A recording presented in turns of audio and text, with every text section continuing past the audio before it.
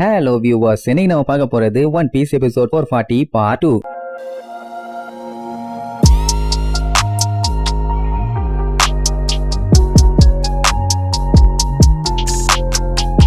Open பண்ணா போன பாட்டுல நம்ம போன்க்ளே அவனால முடியாட்டியும் லூஃபி எப்படியாச்சும் என்கரேஜ் பண்ணி அவனை உயிரோட கொண்டு வரணும்னு சொல்லி விடாம லூஃபி உன்னால முடியுண்டா எந்திரிச்சுவான்னு சொல்லி ரத்தம் கக்கிற அளவுக்கு கத்திட்டு கிடந்திருக்கான். உடனே அதை பார்த்த ஒரு 3 பேர் இவன லூசா முதல்ல உன்னைய பாத்துக்கடா, அதுக்கப்புறம் அடுத்தவங்களை பார்க்கலாம், ஃபர்ஸ்ட் இவனை கொண்டு போய் ட்ரீட்மெண்ட் கொடுக்கணும், இல்லன்னா நிலைமை மோசமாயிரும்னு சொல்லிட்டு தூக்க போவானுங்க. ஆனா இவான் வந்து ஏய் யாவனாச்சு அவன் மேல கையா வச்சீங்க துளைத்து விடுவேன், அவனால என்ன பண்ண முடியுமோ அதை அவன் பண்ணட்டும், யாரும் அவனை எதுவும் பண்ணக்கூடாதுமா. ஆனா இப்படியே விட்டு அவனுக்கு தான் பிரச்சனை சொல்லுவானுங்க. பரவாயில்ல, இப்போ போன்க்ளேக்கு லூஃபி கூட சேர்ந்து ஸ்ட்ரகிள் பண்ணணும்னு ஆசையா இருக்குது. அதனால தான் அவன் அவ்வளவு ஸ்ட்ராங்கா பிலீவ் பண்ணி லூஃபியை என்கரேஜ் பண்ணிட்டு இருக்கான். இவங்களுக்கு இருக்கிறது இப்போ ஒரே ஒரு சான்ஸ் மட்டும்தான், லூஃபி அவன் மேல நம்பிக்கை வைக்கணும். அதனால தான் இவனோட உயிரை தியாகம் பண்ணாலும் பரவாயில்லன்னு அவனுக்காண்டி உயிர் போற அளவுக்கு கத்திட்டு இருக்கான். அதனால அவனை தொல்லை பண்ணாதீங்கன்னு சொல்லும் போது எங்க லூஃபி கத்துவான். அந்த சத்தத்தை கேட்டு இவனு பொசுக்குன்னு எந்திரிச்சு கத்த போவான். நான் முடியாம பொத்துன்னு விழுவான். இப்ப மேட் என்னன்னா 2 பேருமே அவனுக்கு லிமிட்டை தாண்டிட்டானுங்க. அதனால அவனு ஒரு அதிசயத்தை கிரியேட் பண்ண ட்ரை பண்றானுங்கன்னு சொல்லி வெறியோட சொல்லுவான். அங்க அவன் அதுக்கு மேல தட்டு தருமாறி முடியாம முக்கிய முணங்கி லூஃபியை பத்தி பெருமையா சொல்லுவான். என்னன்னா அவன் 10 மணி நேரமா இப்ப ஸ்ட்ரகிள் பண்ணிட்டு இருக்கான். அதுவும் அவனோட உயிரை காப்பாத்திக்க சொந்த விதியை சொந்தமாவே அவன் எழுதிட்டு இருக்கான். நானும் அவனுக்காண்டி சப்போர்ட் பண்ணுவேன்னு சொல்லி நிக்க முடியாம அந்த டோர்ல போய் பொத்துன்னு விழுவான். 50 பேரும் பார்த்துட்டு மிரண்டுருவானுங்க. அதுக்கப்புறம் மறுபடியும் பழைய மாதிரி கத்த ஆரம்பிச்சிருவான். எழுந்து வா லூஃபி, உன்னால முடியும்னு. இவன் இப்படி தொண்டைகளையே மாத்தி மாத்தி வேற வேற ஆங்கிள் கத்துறதெல்லாம் பார்த்துட்டு அங்க அவனுக்கு அழுகையா வரும். சே, நண்பனை காப்பாத்த எவ்வளவு கஷ்டப்பட்டு போராடுறானேன்னு. அதுக்கப்புறம் அவனுங்களும் லூஃபிக்கு சேர்ந்து சப்போர்ட் பண்ணி கத்த ஆரம்பிச்சிருவானுங்க. உன்னால முடியும் ஸ்டார் ஹேட், எந்திரிச்சு வா,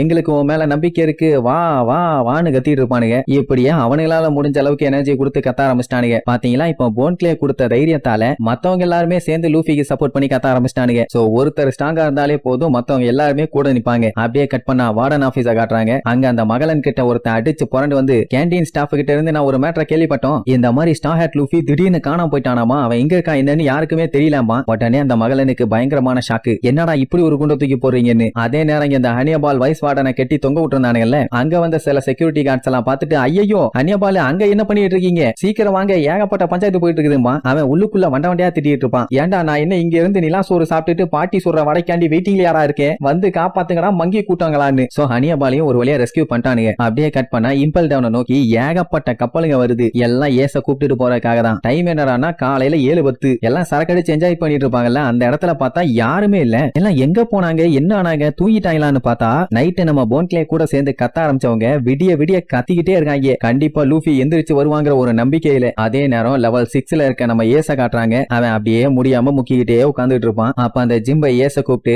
எனக்கு அந்த போவாவை பத்தி ஒண்ணுமே தெரியாது, ஆனா அவ பொய் சொல்றான்னு மட்டும் நீ கன்ஃபார்ம் பண்ணிக்காமா. உடனே ஏசுக்கு காண்டாயிரும். ஏன்டா லூசாடா நீன்னு, பின்ன அவ இவ்வளவு கஷ்டப்பட்டு இவ்வளவு தூரம் வந்து பொய் சொல்லிட்டாடா போவா, அவ என்ன லூசான்னு கத்திட்டு இருப்பான். வெளியில 2 ஆபீசர்ஸ் நின்னு பாத்துக்கிட்டே தான் இருப்பானுங்க. ஏன்னா இவனை பத்திரமா பாத்துக்கணும்ல. ஃபர்ஸ்ட் ஏசு காண்டாயி கத்துவான். ஆனா அதுக்கப்புறம் சாரி சொல்லிட்டு நம்ம லூஃபியை பத்தி சொல்லுவான். உண்மையை சொல்ல போனா நம்ம பையன் எப்பவுமே இந்த மாதிரி வேலையை பண்றதா வழக்கம். ஏன்னா சின்ன வயசுல இருந்து 2 பேரும் ஒன்னா தானே வளர்ந்துருக்கானுங்க. முட்டாள்தனமா ஏதாச்சும் பண்ணி என்னைய கவலைப்பட வச்சுக்கிட்டே இருப்பான். அதான் எனக்கு டவுட்டா இருக்கும்பானா. அந்த டைம் அங்க இருக்க காட்ஸுங்க ஒரு வழியா உன்னை காலி பண்ற நாள் வந்துருச்சு, உன்னை அனுப்பி வச்சுட்டா நாங்க அதுக்கப்புறம் நிம்மதியா இருப்போம். ஏன்னா இம்பல் டவுன்ல வார் வர்றது எங்களுக்கு சுத்தமா பிடிக்கல. எப்படியும் உன்னை கூப்பிட்டு போறதுக்கு வார்டன் மகளன் எப்ப வேணாலும் எந்த செகண்ட் வேணாலும் வரலாம். சோ ரெடியா இருப்பானுங்க. ஏசுக்கெல்லாம் கொலை காண்டாகும். அதே நேரம் இங்க இவங்கள காட்டுறாங்க. எல்லாம் பயங்கரமா மூச்சு வாங்கிட்டு இருப்பாங்க. ஏன்னா மூச்சடக்க கத்திருக்கானுங்க. சோ அப்படி கத்திட்டு மறுபடியும் கத்தலான்ட்டு வாயை எடுக்கும் போது உள்ள அந்த டோருக்குள்ள இருந்து பயங்கரமா ரத்தம் வரும். அண்ட் அது மட்டும் இல்லாம லூஃபி அங்க கத்துறதையும் ஸ்டாப் பண்ணிட்டான். அந்த ரத்தத்தை எல்லாம் பார்க்கும் போதே நல்லா தெரியுது அவன் எந்த அளவுக்கு கஷ்டப்பட்டிருக்கான்னு. ஆனா ஒண்ணு மட்டும் கன்ஃபார்ம், இதுக்கப்புறம் அவங்கிட்ட இருந்து எந்த ஒரு சத்தமும் வர்றதுக்கு வாய்ப்பே இல்ல. பின்ன பாடியில இருக்க மொத்த ரத்தத்தையும் உறிஞ்சா எப்படி இருக்கும். பின்ன அத்தனை பேருமே ஒரு செகண்ட்ல மிரண்டு போய் தான் பாத்துட்டு இருப்பாங்க. அந்த இவான்லாம் அதுக்கு மேல மிரண்டு போய் பார்ப்பான். ஏன்னா அவனுக்கு ட்ரீட்மெண்ட் 2 நாளைக்கு மேல போகணும். ஆனா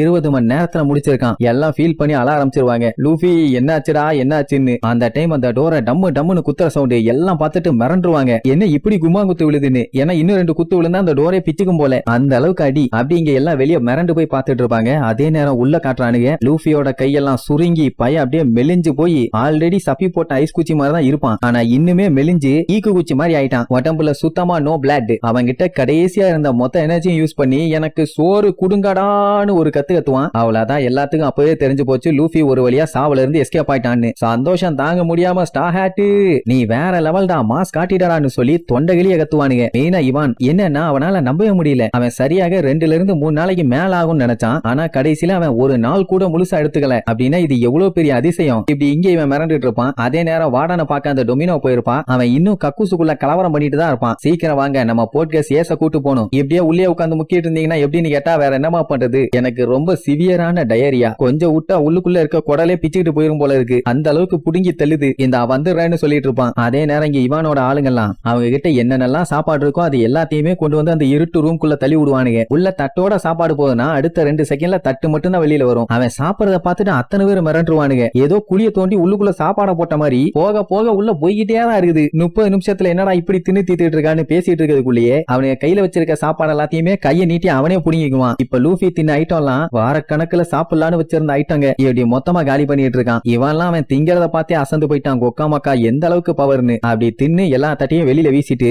அப்படியே பொறுமையா முக்கிக்கிட்டே வெளியில வருவான். என்ன கைண்ட் ஆஃப் கிரியேச்சரா இதுன்னு கண்ணாடி அட்ஜஸ்ட் பண்ணிட்டுலாம் பாப்பானுங்க. ஏன்னா பயலோட ஷேப் டோட்டலா மாறி போய் கிடக்குது. என்ன இவன் இப்படி இருக்கான்னு பாத்துட்டு இருக்கும் போது வயித்துல கட்டி இருக்க அந்த சோத்த எல்லாத்தையுமே அப்படியே நெஞ்சுக்கு ஏத்தி ஒரு முக்குவான். சப்பி கடந்த கை காலு பாடி மண்டன்னு அத்தனையும் ஒன்னொன்னா பேக் டு த நார்மல். இப்படி அவன் பண்றதை பார்த்துட்டு அத்தனை பேருமே மிரண்டு போய் லுக் விட்டுட்டு இருப்பாங்க. அதுக்கப்புறம் கெத்தா ஒரு போஸ் கொடுப்பான் பாக்கணுமே. எல்லாத்துக்கும் அப்படியே புல்ல அரிச்சிரும். லூஃபி வந்துட்டியான்னு கேட்ட உடனே நான் சாவுல இருந்து தப்பிச்சு சரியாயிட்டண்டான்னு தொண்டகிளிய அவன் கத்துறதோட இந்த எபிசோடுக்கு எண்டு கார்டு போட்டு முடிக்கிறாங்க.